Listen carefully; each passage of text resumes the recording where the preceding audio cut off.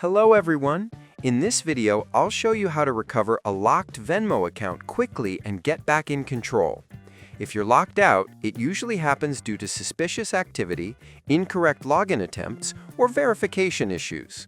First, open the Venmo app or go to venmo.com and tap Forgot Password.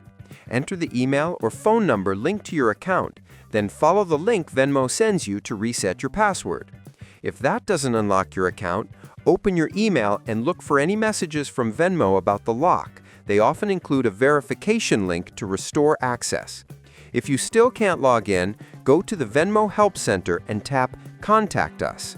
You can chat with an agent or email support@venmo.com explaining that your account is locked.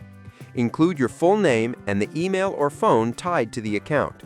Venmo will review your case and help you unlock it, usually within 24 hours. And that's it. Your Venmo account will be restored and you'll be back to sending and receiving money safely. Subscribe the channel for more videos.